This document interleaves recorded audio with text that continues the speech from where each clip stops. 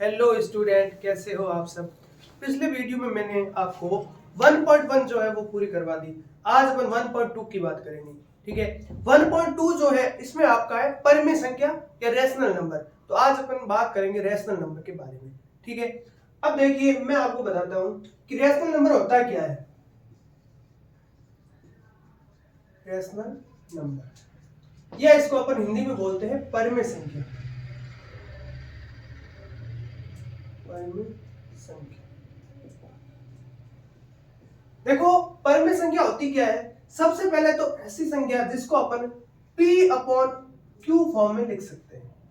सबसे पहले rational number जो होगी उसको p अपॉन q के फॉर्म में लिख सकते हैं, जहां पे q का मान जीरो नहीं होना चाहिए, q नॉट इक्वल जीरो, और p और q इंटीजर होना चाहिए। p q belongs to i। i का मतलब होता है इंटीजर नंबर।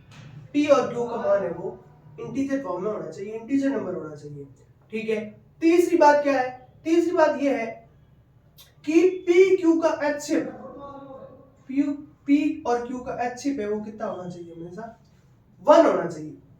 ठीक है, अगर ये तीनों कंडीशन लागू हो रही है तो उसको अपन क्या कहेंगे, रैशनल नंबर या परिमेय संख्या कहेंगे।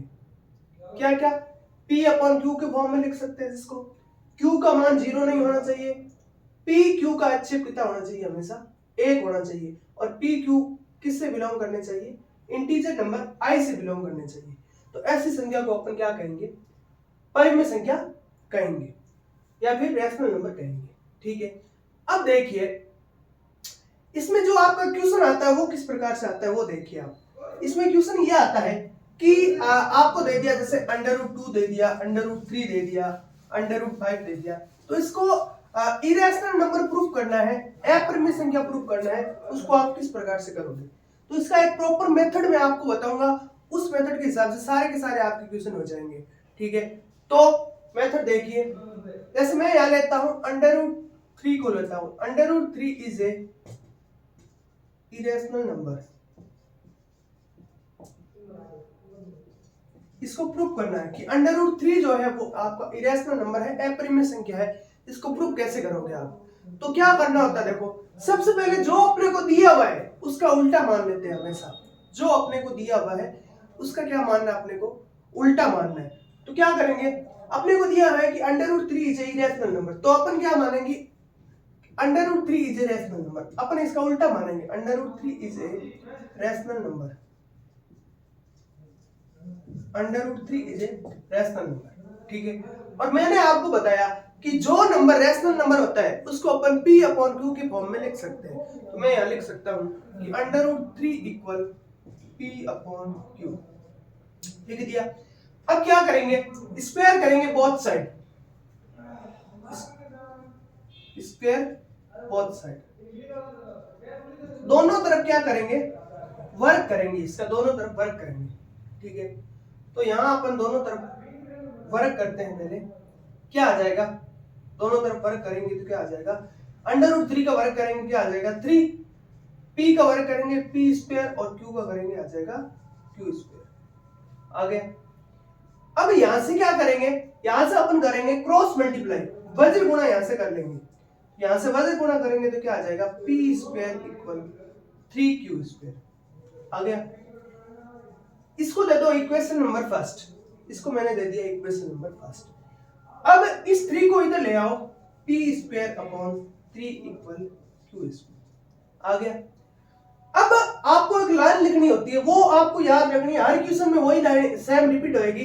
ठीक है, क्या होएगी, देखो अगर याद देखो p स्क्वायर 3 से डिवाइड हो रहा है, p स्क्वायर 3 से डिवाइड हो रहा है, तो p भी 3 से डिवाइड होगा। भाई p स्क्वायर अगर 3 से डिवाइड हो रहा है, किसी का वर्ग किसी संख्या से डिवाइड होता है तो वो खुद संख्या भी उससे डिवाइड होती है। ठीक है, जैसे मैं यहां लेता हूं 2, 2 का वर्ग है, 2 का स्क्वायर कितना होता है 4। अगर 4 2 से अगर डिवाइड हो रही है, 4 2 से डिवाइड हो रही है, तो 2 भी तो 2 से डिवाइड होगी हमेशा। भाई 4 2 का वर्ग अगर 2 से डिवाइड होगी तो 2 भी तो 2 से डिवाइड होगी। इसी प्रकार यहाँ p स्क्वायर 3 से डिवाइड हो रहा है तो p भी तो 3 से डिवाइड होएगा। ये बात यहाँ पे लिखनी है कि p square is divided by 3, so p is divided by 3, divided by 3। p अगर 3 से डिवाइड है तो p स्क्वायर भी 3 से डिवाइड है। ये इतनी बात लिख दी। इसके बाद आपको क्या करना है, इसके बाद आपको p बराबर कुछ मानना है, लेट p इक्वल 3r। देखो यहाँ पे √3 का दिया हुआ तो 3r माना है, √2 का दिया होता तो मैं यहाँ पे 2r मानता, और √5 का दिया होता तो मैं यहाँ पे 5r मानता। तो जो नंबर दिया है उसी को मानना है यहाँ पे, ठीक है। तो यहाँ पे p इक्वल आ गया 3r। अब क्या कर देंगे, बोथ साइड स्क्वायर,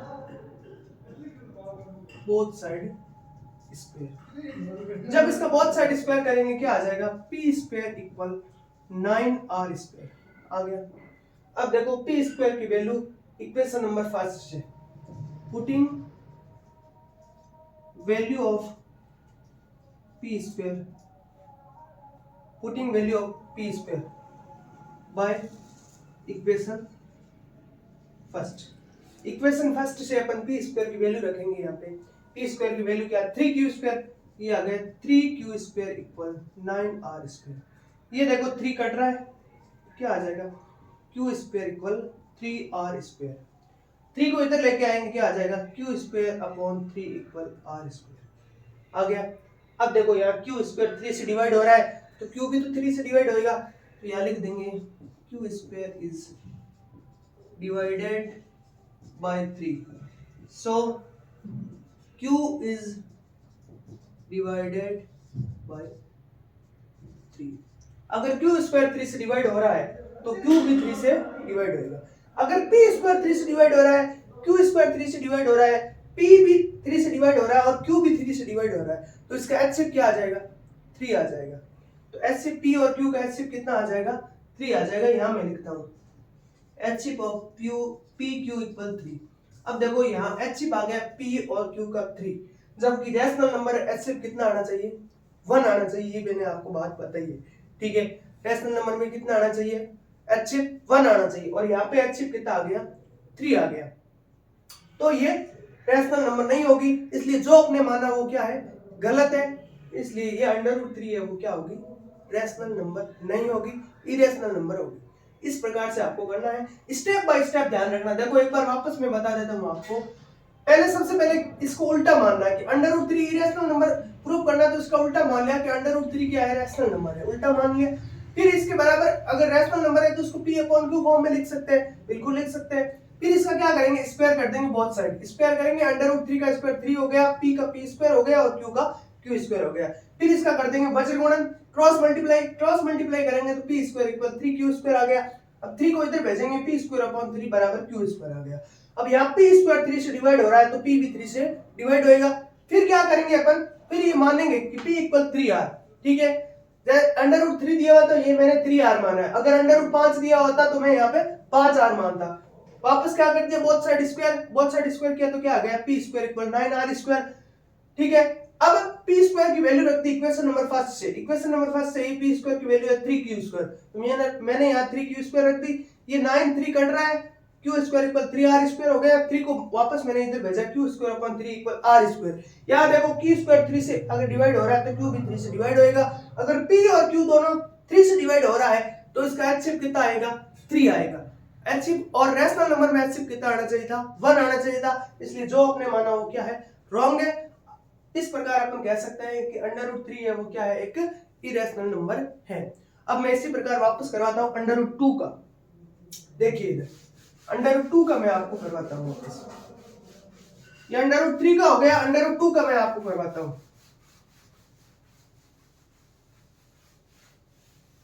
मैं यहां लिखता हूं √2 is a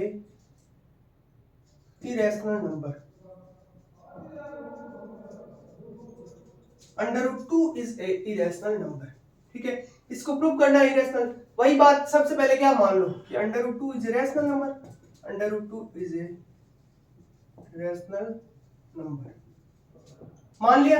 √2 is a rational number मान लिया, तो जो रैशनल नंबर होती है उसको अपन किस फॉर्म में लिखते हैं, p अपॉन q के फॉर्म में। तो लिख दिया मैंने √2 इक्वल p अपॉन q। मैंने यहाँ स्क्वायर कर दिया both side, square both side square करेंगे क्या आ जाएगा, 2 equal p square upon q square. क्या कर दो, जिसके अपॉन में कुछ नहीं उसके अपॉन 1 लिख देते हैं, तो यहाँ वापस कर लो क्रॉस मल्टीप्लाई, पी स्क्वायर का 1 से करोगे पी स्क्वायर, 2 का क्यू स्क्वायर से करोगे 2q स्क्वायर। आ गया, इसको दे दो इक्वेशन नंबर फर्स्ट। अब 2 को इधर भेज दो, P square upon 2 equal Q square. वापस वही लाइन लिख लो कि P square is divided by 2, so P is divided by 2। ठीक है, पी स्क्वायर अगर 2 से डिवाइड हो रही तो क्यू पी भी 2 से है वो डिवाइड होगी। फिर अपन क्या मानते हैं, फिर मानते हैं p इक्वल 2r। वहां मैंने 3r माना था, क्योंकि यहाँ पे √3 दिया हुआ था, इसमें √2 दिया हुआ, तो p इक्वल क्या मानेंगे 2r मानेंगे। और वापस अब क्या कर देंगे, स्क्वायर कर देंगे बोथ साइड स्क्वायर करेंगे, क्या आ जाएगा p square equal 4r square. आ गया, p स्क्वायर की वैल्यू रखेंगे इक्वेशन नंबर फर्स्ट से, putting the value of p square की वैल्यू रखेंगे यहाँ, क्या आ रही p स्क्वायर की वैल्यू यहाँ से 2q स्क्वायर आ रही है इक्वेशन फर्स्ट से, 2q स्क्वायर, p स्क्वायर की वैल्यू रख दी 2q square equal 4r square. ये देखो 4 2 से कट रहा है, q स्क्वायर इक्वल आ गया 2r स्क्वायर। 2 को वापस इधर भेजेंगे, q स्क्वायर अपॉन 2 आ जाएगा इक्वल r स्क्वायर। यहाँ देखो q स्क्वायर 2 से डिवाइड हो रहा है तो q भी 2 से डिवाइड होएगा, तो यहाँ लिख लो वापस q square is divided by 2, so q is divided by, ठीक है। अब p भी 2 से डिवाइड हो रहा है, q भी 2 से डिवाइड हो रहा है, तो p और q का HCF कितना आ जाएगा 2 आ जाएगा। HCF of p and q equal 2। और रैशनल नंबर के लिए HCF कितना आना चाहिए, मैंने आपको बताया 1 आना चाहिए, लेकिन यहाँ पे कितना आ गया 2 आ गया। इसलिए जो आपने माना वो क्या है, रॉन्ग है, इसलिए ये क्या होगा एक इरेशनल नंबर होगा, √2 रैशनल नंबर कभी नहीं होगा। इसी प्रकार से आपको 5 का करना है, √5 का आपको खुद को करना है, √5 को करना खुद को, ठीक है। 2 मैंने आपको कराया, इसी टाइप से करना है, बस आपको सिर्फ नंबर चेंज करना है। जहां मैंने √3 लिखा वहां आपको √5 लिखना, बस इतना ही करना, बाकी सारी की सारी थ्योरी सेम रहेगी, ठीक है। अब मैं आपको नया कॉन्सेप्ट बताता हूं, वो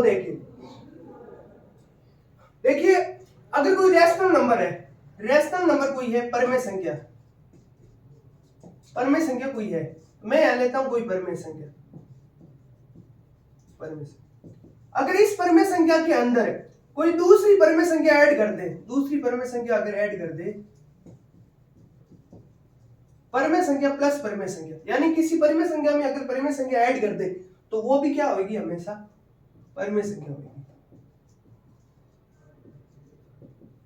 समझे क्या बात को। अब देखो परमेय संख्या के अंदर कोई परमेय संख्या है, कोई रैशनल नंबर है, उसमें से दूसरी रैशनल नंबर को माइनस कर दे, परमेय संख्या माइनस परमेय संख्या, तो वो भी हमेशा क्या होगी, परमेय संख्या ही होगी।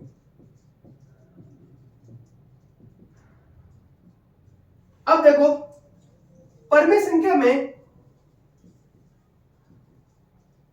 किसी दूसरी परमेय संख्या का क्या कर दे, मल्टीप्लाई कर दे, गुणा कर दे, तो भी क्या आएगी, परमेय संख्या ही आएगी, तो भी क्या आएगी, परमेय संख्या ही आएगी। अगर किसी परमेय संख्या में परमेय संख्या का डिवाइड दे दे, परमेय संख्या से भाग लगा दे, तो वो भी हमारी क्या आएगी, परमेय संख्या। ठीक है, ये कॉन्सेप्ट मैंने आपको बताया कि परमेय संख्या में चाहे किसी दूसरी परमेय संख्या को जोड़ो या उससे घटाओ या उससे गुणा करो या उससे भाग दो, क्या रहेगी, परमेय संख्या ही रहेगी। इसी प्रकार अगर परमेय संख्या में किसी अपरिमेय संख्या को जोड़ दे, किसी अपरिमेय संख्या को जोड़ दे, तो क्या हो जाएगी, अपरिमेय हो जाएगी, क्या हो जाएगी, अपरिमेय हो जाएगी। इसी प्रकार परमेय संख्या से अपरिमेय संख्या को घटाने पर भी वो अपरिमेय संख्या हो जाएगी। इसी ये सारे के सारे ऑपरेशन इसमें काम करेंगे, इस प्रकार से मैंने आपको बताया। ठीक है, ये सारी बातें आपको याद रखनी है। नेक्स्ट क्लास में मैं आपको बुक के एग्जाम्पल और बुक के क्वेश्चन कराऊंगा। आज की क्लास में इतना ही छोड़ते हैं, धन्यवाद।